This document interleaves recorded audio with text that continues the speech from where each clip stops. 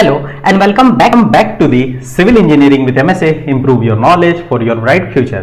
Design of steel structure पढ़ रहे थे जिसमें हम लोग डिस्कस कर रहे थे कॉम्प्रेशन मेंबर को, और जो सिलेबस हम लोगों ने चूज किया है उसके हिसाब से कॉम्प्रेशन मेंबर का ये आखिरी टॉपिक है जिसमें हम लोग डिस्कस करेंगे स्लैब बेस को और गसेट बेस को। तो आइए बिना टाइम को गवाए हम लोग क्या करें, टॉपिक की तरफ आते हैं। और टॉपिक की तरफ जब आएंगे हम लोग तो बिल्कुल नहीं घबराएंगे। सबसे पहले हम लोग डिस्कस करेंगे किसको, स्लैब बेस को। अच्छा, घबराना क्यों नहीं है, क्योंकि जिंदगी के इस मोड़ पर आकर क्यों लड़खड़ाता है तो ऐ मुसाफिर, रात होती है एक नई सुबह लाने के लिए। इसलिए घबराना नहीं है, हर रात के बाद एक सुबह आती है। मुझे पता है आप लोगों के एग्जाम अनाउंस हो गए हैं जिसकी वजह से आप लोग परेशान नहीं रहना है, बस पढ़ते रहना है आप लोगों को। देखिए स्लैब बेस क्या कहता है। स्लैब बेस, देखिए स्लैब बेस समझाने से पहले मैं तो ये समझाऊं आपको कि ये चीजें हम लोग पढ़ क्या रहे हैं, आखिर बेसिकली चीज क्या है। देखिए एक बात समझिए, आपने कोई स्टील स्ट्रक्चर यूज किया है ना, ये मैं इस तरह से कुछ बनाता हूं, ये एक कॉलम है। तो ये कॉलम कुछ ऐसा तो नहीं रहेगा, मान लीजिए इसके ऊपर जो है पूरा लोड रखा हुआ है, यहाँ बिल्डिंग है, इस पर ढेर सारा लोड आ रहा है, तो इस कॉलम को आप कहीं तो ले जाकर रखिएगा। तो कहा यह जाता है कि आप इस कॉलम को रखिए कंक्रीट बेस के ऊपर, ठीक है, कंक्रीट बेस के ऊपर रखिए। तो जब कंक्रीट बेस के ऊपर रखा गया तो ये देखा गया कि कंक्रीट की अगर बियरिंग कैपेसिटी बहुत अच्छी नहीं है और लोड हमारे पास ज्यादा है तो क्या होगा, ये इसके अंदर चला जाएगा और क्या हो जाएगा, फेल हो जाएगा। तो इससे बचने के लिए हम लोग क्या करें कि थोड़ा सा सरफेस एरिया, कॉन्टेक्ट एरिया को इंक्रीज कर देते हैं और जस्ट इस बेस के ऊपर एक प्लेट यूज कर लेते हैं जिसको हम लोग बोलेंगे स्लैब बेस प्लेट, ठीक है। स्लैब बेस नाम से ही लग रहा है ना, स्लैब का बेस। देखिए हुआ क्या, देखिए यहां पर इस डायग्राम में देखिए, समझिए, ये देखिए कंक्रीट का आपने बेस बना रखा है, इसके ऊपर आपको क्या है, कॉलम रखना है। तो आप कॉलम को डायरेक्टली नहीं रख करके क्या कर रहे हैं, यहां पर आप एक प्लेट यूज कर रहे हैं ना। ये देखिए ये वाला जो दिख रहा है आपको, मैं थोड़ा रेड कलर से हल्का सा इसमें डॉट बनाने की कोशिश कर रहा हूं ताकि आपको दिख रहा है, ये प्लेट दिख रहा है। ये प्लेट बोल्ट की सहायता से कंक्रीट से कनेक्टेड है और ये प्लेट में देखिए यहां पर कहीं वेल्डिंग किया हुआ है, देख के लग रहा है कि वेल्डिंग है ना, ये इस तरह से जो है वेल्डेड है, जिसकी वजह से क्या है कि कॉलम और प्लेट के बीच में एक जॉइंट या फिर एक जंक्शन या फिर एक कनेक्शन बन रहा है। तो ओवरऑल देखिए क्या है, कॉलम, प्लेट और कंक्रीट बेस के बीच में क्या बन गया, कंक्रीट के बीच में एक कनेक्शन बन गया। तो हम लोगों को क्या पढ़ना होता है, हम लोगों को पढ़ना होता है ये जो आपने प्लेट अप्लाई किया है इसकी डिजाइन। इसका डिजाइन का मतलब क्या है, देखिए इसमें हमको फाइंड आउट क्या करना पड़ता है। इसमें बहुत ही आसान इसके सवाल आते हैं। इसमें फाइंड आउट करना पड़ता है ये जो आपने प्लेट लगा रखा है ना, भाई कोई एक प्लेट लगा रखा होगा ना आपने, कुछ इस तरह से, सपोज दैट कोई प्लेट लगा रखा है, इसके ऊपर यहाँ कोई एक कॉलम आ रहा है। तो ये प्लेट जो आपने लगा रखा है इसकी आपको फाइंड आउट करनी पड़ती है लेंथ, देखिए कितना आसान है, विड्थ बी, और इस प्लेट का थिकनेस, ठीक है, थिक कितना है, बस ये तीन चीजों को निकालना पड़ता है। और ये बिल्कुल बहुत छोटा सा टॉपिक है, बहुत ज्यादा कुछ परेशान करने के लायक नहीं है। लेकिन जब अगर लिखने को आ जाए तो हम लोग क्या करेंगे, अगर थ्योरेटिकल पोर्शन में लिखने को आ जाए तो कुछ कुछ बातों को लिख देंगे तो ज्यादा अच्छा होगा। देखिए क्या क्या बातों को लिखना पड़ेगा आपको, कि steel column are normally supported over a concrete block, या फाउंडेशन के ऊपर रखा जाता है। जो मैंने आपको बताया कि भाई कोई एक स्टील कॉलम है उसको कहां पर रखा जाएगा, एक कंक्रीट जो है क्या बोलते हैं उसको, फाउंडेशन के ऊपर या कंक्रीट ब्लॉक के ऊपर रखा जाएगा।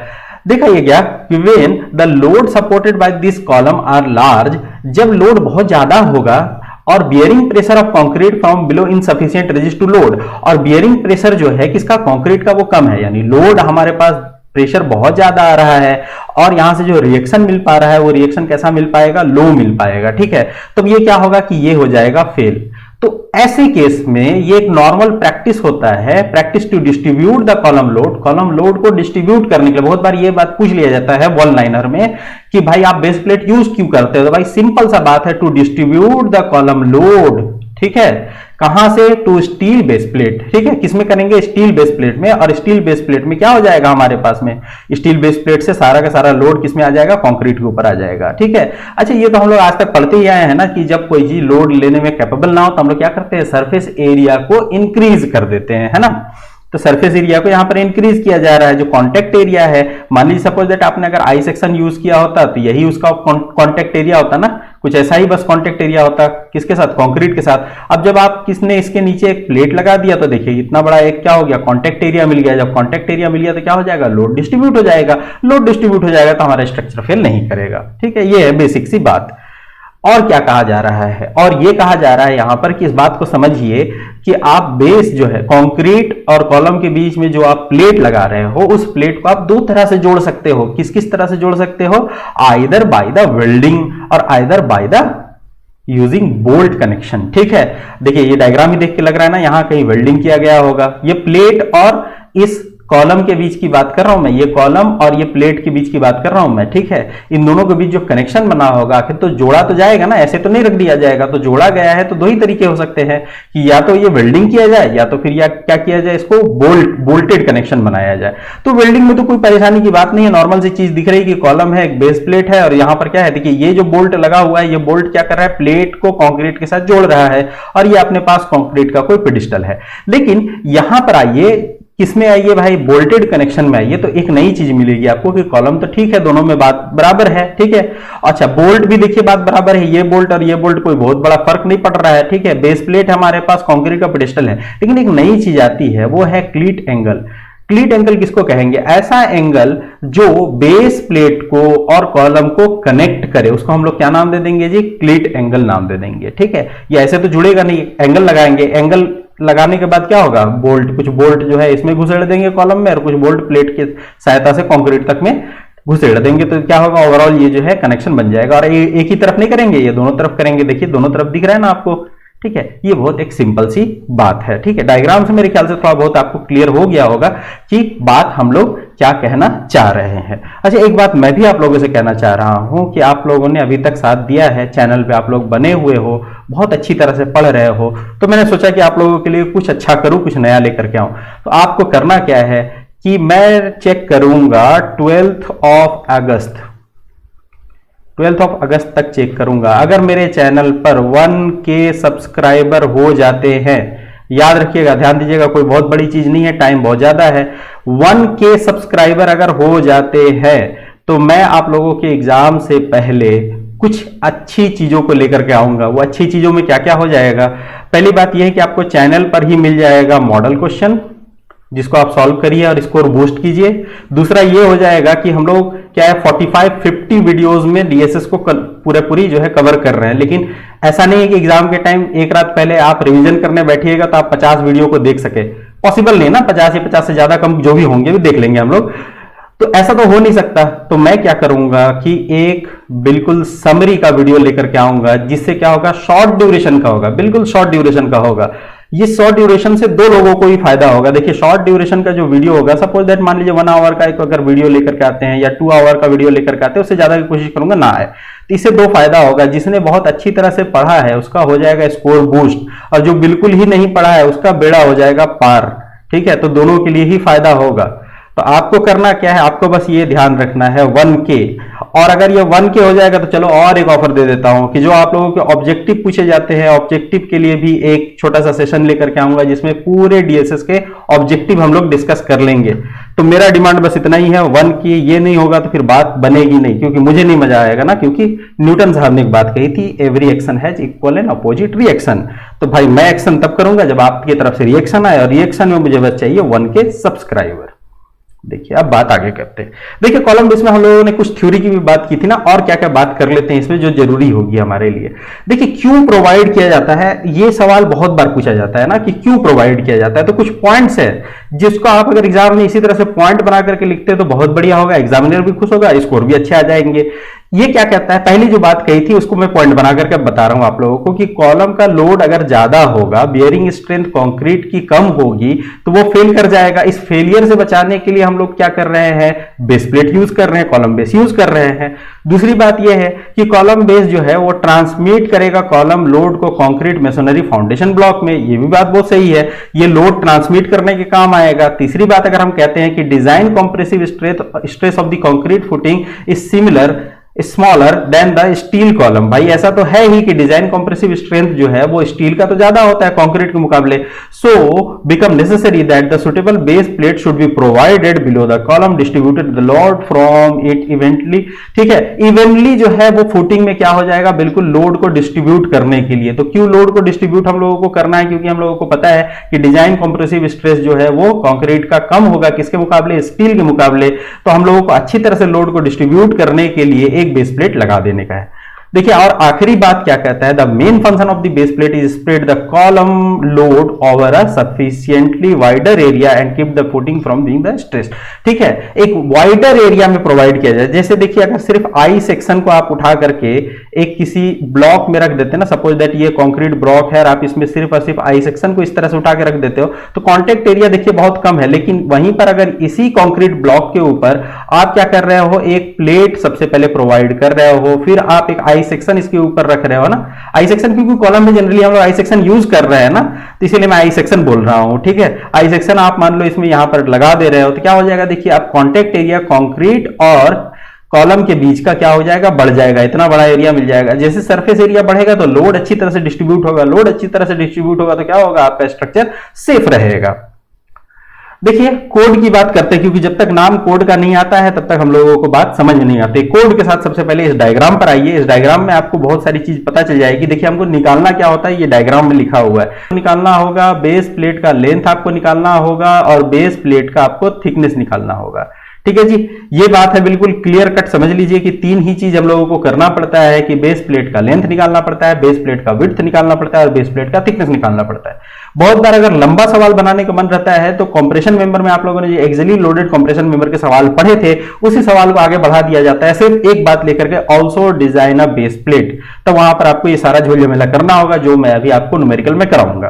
देखिए, इसमें जो हम लोगों को चीजें लेनी है कोड से, कोड का सबसे पहले तो आप क्लोज नंबर याद रखिएगा 7.4 जो है पेज नंबर 46 में, वो कॉलम बेस को जो है यानी बेस प्लेट जो है इसको डिस्कस करता है। इसमें जो हमारे लिए काम की चीज है वो काम की चीज स्टार्ट होती है, देखिए ये वाली लाइन की, the maximum bearing pressure should not be exceed. ध्यान से पढ़िएगा, द मैक्सिमम बेयरिंग प्रेशर, क्योंकि अगली जो मैं लाइन कहूंगा उसमें फिर आप बोलिएगा कंफ्यूज हो जाएगा, इसीलिए इसको ध्यान से पढ़िए। The maximum bearing pressure should not exceed the bearing strength equal to 0.6 FCK. FCK क्या है भाई, एफसीके जो है वो कैरेक्टरिस्टिक स्ट्रेंथ है कंक्रीट की। तो मैक्सिमम बेयरिंग प्रेशर आपको बताया गया है, कितना लेना है, कोड ने कहा 0.6 एफसीके। लेकिन ध्यान दीजिए, ये जो वैल्यू है ये मैक्सिमम है ना, आप इससे कम ले सकते हो। तो फॉर डिजाइन कंसीडरेशन हमेशा हम लोग क्या करते हैं, 0.45 एफसीके यूज करते हैं बेयरिंग प्रेशर निकालने के लिए। कैसे निकालेंगे, क्या करेंगे, न्यूमेरिकल कराऊंगा, सारा कुछ क्लियर हो जाएगा, क्रिस्टल क्लियर हो जाएगा, बिल्कुल नहीं घबराना है आपको। ठीक है, देखिए, और हमारे लिए काम की बात आती है कि थिकनेस आपको निकालने के लिए यहां पर आना पड़ेगा और ये फॉर्मूला यूज करना पड़ेगा। देखिए, यहां पर थिकनेस की बात कही जाएगी। ये जो फॉर्मूला है 7.4.3.1 जो क्लॉज नंबर है पेज नंबर 47 में, वो डिस्कस करता है इसके थिकनेस से रिलेटेड बात को। और थिकनेस से रिलेटेड बात को डिस्कस जब करता है तो आपको कुछ फॉर्मूला देता है, अंडर रूट ऑफ 2.5 डब्ल्यू। देखिए डब्ल्यू क्या है, डब्ल्यू जो है वो कुछ भी नहीं है। देखिए, यूनिफॉर्म प्रेशर लिखा हुआ है ना, जब यूनिफॉर्म प्रेशर लिखा हो तो आपको इतना पता चल गया होगा कि P/A से निकलेगा। हो गया जी। अच्छा, उसके बाद ये कहता है कि 2.5 W A square minus 0.3 B square. देखिए, ए स्क्वायर बी स्क्वायर क्या है बता देता हूं कि ये खत्म हो जा रहा है ना। और ये आपका नीचे वाला क्या है, ये है बेस प्लेट। तो आई सेक्शन जहां पर आकर के खत्म हो जा रहा है, वहां से लेके बेस प्लेट तक देखिए कुछ एरिया है ना जो खाली रह रहा है, इसमें से किसी एक लेंथ की तरफ मान लीजिए ए, इधर भी ए मान लीजिए, इधर भी यहां पर ए मान लीजिए। और इस आई सेक्शन से देखिए ठीक इसके परपेंडिकुलर भी तो कुछ जगह जो है वो खाली बचा हुआ है ना, ये जगह, इसको इस डिस्टेंस को मानिए बी, और दोनों तरफ है ना, यहां भी और यहां भी, दोनों तरफ ही आपको क्या मानना है, बी मानना है। तो ये है ए और बी का कॉन्सेप्ट कि ए और बी होता क्या है। वैसे अभी न्यूमेरिकल करेंगे, बिल्कुल क्रिस्टल क्लियर हो जाएगा। अगर मैं आपको समझाने के लिए एक और डायग्राम बनाने की कोशिश करूं तो ये काम अपना हो जाएगा। देखिए, यहां पर देखिए, ये कोई आई सेक्शन है ना, ये प्लेट के ऊपर रखा हुआ है, इसके पीछे कहीं यहां पर कंक्रीट का ब्लॉक है। ठीक है, ये प्लान में आपको दिख रहा है, थोड़ा ध्यान दीजिएगा। खैर, प्लान एलिवेशन अब तो आपको समझ में आ गया होगा अब तक। तो देखिए, ये जो डिस्टेंस है ना आई सेक्शन से लेकर के प्लेट के एंड तक, आप इसको ए मानो या बी मानो, कोई दिक्कत की बात नहीं, ए मान लेते हैं हम लोग। और आई सेक्शन का ये देखिए, ये फ्लेंज जहां पर आकर के खत्म हो रहा है, वहां से लेकर के बेस प्लेट तक जो डिस्टेंस है उसको बी मानिए। और ऐसा नहीं है कि एक ही तरफ, ये दोनों तरफ है ना, ए और ये भी डिस्टेंस कितना हो जाएगा, बी। सिमिलर डिस्टेंस होगा बिल्कुल बीच बीच में ही आई सेक्शन को। ये जो आई सेक्शन है ना, इसको जरा सा मोटा बना दूं मैं, अगर ये आई सेक्शन है ना, ये आई सेक्शन बिल्कुल बीच बीच में रखा जाएगा। तो ये है आपका A and B, gamma M naught आपको पता है, एफ ऑफ आई पता है। और यहां पर देखिए कंडीशन है, इस कंडीशन को जरा ध्यान से देखिए, कंडीशन परेशान करता है। ये ग्रेटर देन होना चाहिए टी एफ। टी एफ क्या है, फ्लेंज का थिकनेस है जो आप सेक्शन चूज करोगे कॉलम बनाने के लिए, ये आई सेक्शन है ना इसका, कोई तो फ्लेंज का थिकनेस होगा जो हम लोग स्टील टेबल से लेंगे, उस थिकनेस से ये ज्यादा होना चाहिए। लेकिन अगर कभी न्यूमेरिकल सॉल्व करते वक्त आपको ये कंडीशन नहीं दिखती है, देखिए होना क्या चाहिए, TS is greater than the TF, लेकिन अगर ये कंडीशन आपको नहीं आती है, आपको गलती से आ गया कि टीएस लेस देन टीएफ आ गया, तब आपको क्या करना है, तो आपको टीएफ यानी जो बड़ी वैल्यू है टीएफ की वैल्यू को क्या करना पड़ेगा, अडॉप्ट कर लेना पड़ेगा। ठीक है, इस कंडीशन में क्या कीजिएगा, आप टीएफ की वैल्यू को अडॉप्ट कर लीजिएगा। हमेशा दोनों में बड़ी वैल्यू को चूज करना पड़ता है for the thickness of the base plate. तो ये आकर के यहां पर देखिए कहानी खत्म हो जाती है आपकी बेस प्लेट की। अब हम लोग बात करते हैं गसेट प्लेट की। मैंने कहा था बहुत छोटा सा टॉपिक है। गसेट बेस क्या होता है, गसेट बेस पहले तो मैं डायग्राम दिखा दूं फिर बात करते हैं। देखिए पहले वाले डायग्राम में आपने एक चीज नोटिस किया होगा, अगर नहीं किया है तो मैं फिर से आपको एक बार डायग्राम की तरफ ले चलता हूं। डायग्राम बहुत जरूरी है जिंदगी में। देखिए ये डायग्राम को जरा देखिए, देखिए इस डायग्राम को देखिए, ये जो है आपका बेस प्लेट है ना, ये बेस प्लेट है। यहां पर देखिए क्लीट एंगल लगा हुआ है, ध्यान से देखिए क्लीट एंगल लगा हुआ है और ये कॉलम है। लेकिन यहां पर आकर के क्या चीजें बदल जा रही है, जब आप गसेट बेस की बात कर रहे हो, जब आप गसेट बेस की बात कर रहे हो तो आप एक गसेट प्लेट भी लगा रहे हो। किसके साथ, देखिए ये गसेट प्लेट जो है वो सैंडविच है, किसके बीच में है, गसेट एंगल और कॉलम के बीच में लगाया गया है। Gusset plate is sandwich between gusset angle and column. Column और गसेट एंगल के बीच में आपने क्या किया है, गसेट प्लेट को लगा दिया है। जब आपने यहां पर गसेट प्लेट लगाया है तो इस क्लीट एंगल का नाम बदल करके हम लोग गसेट एंगल लिख सकते हैं। देखिए gusset plate plus gusset angle ये दोनों मिला करके इसका नाम हो जाता है गसेट मटेरियल। गसेट मटेरियल ठीक है, गसेट मटेरियल क्या हो जाएगा, गसेट प्लेट और गसेट एंगल को मिलाकर के हम लोग नाम देते हैं गसेट मटेरियल। ठीक है, तो आपको कहीं कहीं पर ये शब्द सुनने को मिल सकता है। बाकी देखिए सारी चीजें यहां पर सेम है। यहां पर देखिए बेस प्लेट यहां भी लगा हुआ है, एंकर बोल्ट यहां भी लगा हुआ है, कंक्रीट बेस आपको यहां भी दिखेगा, कंक्रीट का पेडिस्टल यहां भी दिखेगा।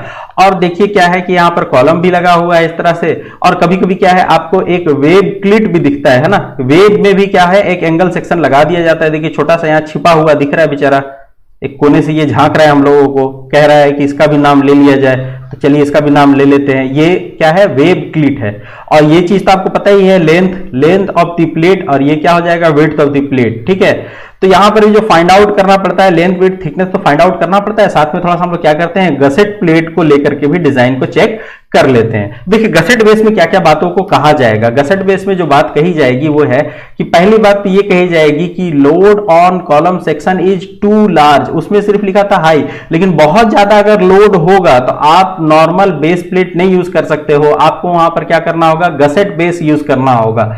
जबकि लोड बहुत ज्यादा हो, या फिर क्या हो, when axially load is attend by the bending moment. ठीक है, एक्सियली लोड कैसे मिल रहा है आपको, by using of bending moment. ठीक है, अब बोल्ट गसेट प्लेट में भी चॉइस। इसका मतलब क्या है कि देखिए आपको एक तो गसेट बेस प्लेट इसीलिए यूज करना है, कहां पर यूज करना है, जहां पर कि लोड ज्यादा होगा, या फिर आप इसेंट्रिक कनेक्शन में इजीली इसको यूज कर सकते हो। सेंट्रिक और इसेंट्रिक तो आपको पता ही चल गया होगा, है ना, कि लोड अगर बिल्कुल सेंटर में लग रहा है तो वैसा टाइप का मेंबर क्या हो जाएगा, वैसा लोड क्या कहलाएगा, सेंट्रिक लोड कहलाएगा। लेकिन क्या सेंटर से कुछ डिस्टेंस पे लग रहा है तो हम लोग क्या बोलते थे, उसको इसेंट्रिक लोड बोलते थे। तो in case of eccentric load भी आप क्या कर सकते हैं, गसेट बेस को ही यूज करना है। ठीक है, उसके बाद ये कहता है, इस क्या कह रहा है इसमें कि एक तो बेस प्लेट इसमें होगा ही ना, गसेट बेस में एक बेस प्लेट तो होगा ही, साथ में क्या होगा कि दो गसेट प्लेट होगा और दो गसेट एंगल होगा। और ये जो आपका दो gusset plate and two gusset angle, इसको मिला करके कहा जाता है, क्या कहा जाता है, कंबाइंड फॉर्म में गसेट मटेरियल। तो इसीलिए कभी अगर लिखा हुआ आपको दिखे गसेट मटेरियल तो इसका मतलब क्या होगा कि ये गसेट बेस प्लेट वाली बात हो रही है। और यहां पर ये कहा जा रहा है कि दो गसेट प्लेट है और साथ में क्या है, दो गसेट एंगल है। अच्छा क्यों कहा जा रहा है दो गसेट प्लेट है और दो गसेट एंगल है, देखिए यहां पर देखिए एक गसेट प्लेट यहां पर लगा हुआ है, एक देखिए पीछे बेचारा छुप रहा है, दूसरा गसेट प्लेट है।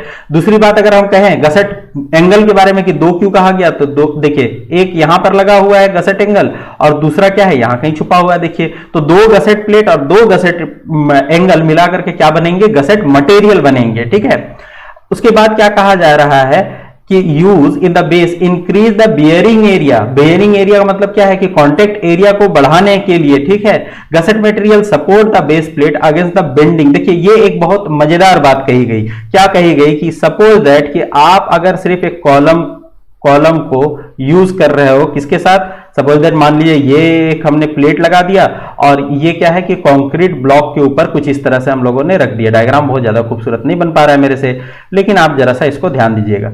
अब होगा क्या कि जब भी इस कॉलम पर लोड पड़ेगा तो एक चांसेस हाई लोड, अगर टू लार्ज लोड अगर पड़ा, ठीक है, तब क्या होगा, ये बेस प्लेट देखिए, ये बेस प्लेट कुछ इस तरह से मुड़ जाएगा ना, ठीक है, इस तरह से मुड़ जाएगा ज्यादा लोड पर।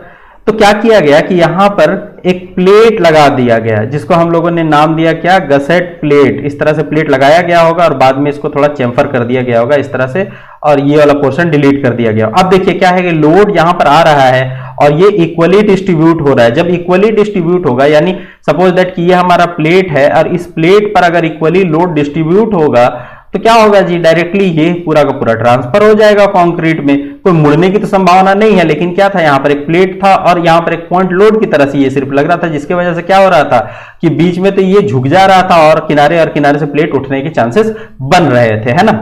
उसके बाद क्या कह रहा है, देखिए gusset material supported against the bending, ये हम लोगों ने डिस्कस अभी कर लिया, ठीक है। In case of welded construction is use, gusset angle will not be required. ये एक बहुत काम की बात है और ये ऑब्जेक्टिव में किसी भी अच्छे एग्जामिनेशन के लिए बहुत बढ़िया सवाल बनता है यहां से कि गसेट बेस आप अगर पढ़ रहे हो, आपने पढ़ा है कि गसेट बेस में आप गसेट मटेरियल यूज करते हो जिसमें 2 गसेट प्लेट और 2 गसेट एंगल यूज करते हो, लेकिन ये आप यूज करते हो किसमें, बोल्टेड कनेक्शन में। जहां बात आ जाएगी वेल्डेड कनेक्शन में, मैंने बताया ना जोड़ने के 2 तरीके हो सकते हैं, आइदर आप वेल्डिंग कर दीजिए, आइदर आप क्या कर दीजिए, वहां पर बोल्टेड कनेक्शन बना दीजिए। तो अगर आप वेल्डेड कनेक्शन बना रहे हो, इसका मतलब क्या हो रहा है, देखिए कि वेल्डेड कनेक्शन बना रहे हो तो कॉलम, ये आपका कहीं पर कॉलम होगा, ये कॉलम में मान लीजिए आपने बेस पे सॉरी गसेट प्लेट को यहां पर वेल्डिंग किया और फिर ये आपका गसेट प्लेट क्या हो रहा है, प्लेट के साथ फिर वेल्डिंग हो रहा है। तो क्या है, यहां पर आपको एक चीज की नीड नहीं है, उसका नाम क्या है, गसेट एंगल। तो in case of welded construction या फिर in case of welded connection भी आप कह सकते हो कि आप वहां पर क्या गसेट एंगल यूज नहीं करते हो। आईएस कोड की अगर मैं बात कर दूं, बहुत कुछ लिखा नहीं हुआ है, लेकिन एक क्लॉज नंबर जो है वहां पर इसको कुछ डिस्कस किया गया है, बहुत छोटी सी बात 7.4.2 में देखिएगा, पेज नंबर 46 में जो है वो गसेट बेस को थोड़ा सा डिस्कस किया गया है आईएस कोड में, ठीक है जी। एक बात और बता देता हूं कि प्रैक्टिकली ये बात देखा गया है कि जो भी लोड इस कॉलम में आता है ना, लोड इस कॉलम में आता है, गसेट बेस में ये चीज देखा जाता है कि 50% ऑफ द लोड बेयर करता है कॉलम और 50% का कंट्रीब्यूशन होता है किसका, इस गसेट प्लेट और एंगल मिलाकर के, यानी गसेट मटेरियल का, ठीक है। लोड को ट्रांसफर करने के लिए जो लोड आया, जैसे ही लोड यहां तक पहुंचेगा जहां पर कनेक्शन बना हुआ है, तो 50% अब कॉलम के हाथ में रह जाता है लोड को ट्रांसफर करना, और 50% का योगदान कौन देगा, जो आपका गसेट मटेरियल है। देखिए इसी के साथ हमारा ये टॉपिक बिल्कुल खत्म हो जाता है। छोटा सा टॉपिक है, शॉर्ट नोट्स के लायक एक टॉपिक है, और इसका जो न्यूमेरिकल बनता है उसमें बस सिर्फ 2 ही चीज यहां से कोड से जरूरत पड़ती है हम लोगों को, एक तो थिकनेस की बात देख लेते हैं और एक कैरेक्टरिस्टिक स्ट्रेंथ देखने सॉरी एक जो है वो थिकनेस की बात हम लोग देख लेते हैं और एक बियरिंग स्ट्रेंथ वाली बात जो है हम लोग 0.45 एचसीके वाली ये देख लेते हैं कोड से। बाकी सारी चीजें हम लोग जनरली निकाल सकते हैं। और कनेक्शन अगर डिजाइन करना होता है, डिजाइन या कनेक्शन बताना पड़ता है, तो वेल्डेड या फिर बोल्टेड के कॉन्सेप्ट लगते हैं। बहुत ही आसान है ये और स्कोरिंग भी है। बहुत बार ये पूछ लिया जाता है, जब न्यूमेरिकल कराऊंगा तो आपको ध्यान से देखना है ताकि क्या हो कि आपसे ये चीजें मिस ना हो। अब आपको क्या करना है जी, क्योंकि एग्जाम अनाउंस हो गए हैं तो बिल्कुल घबराना नहीं है, पढ़ते रहना है, सारी चीजों को नोट्स कीजिए, नोट्स बनाने की आदत डालिए, अपने लिए नोट्स बना करके रखिए, लास्ट टाइम में रिवीजन करने का काम आएगा।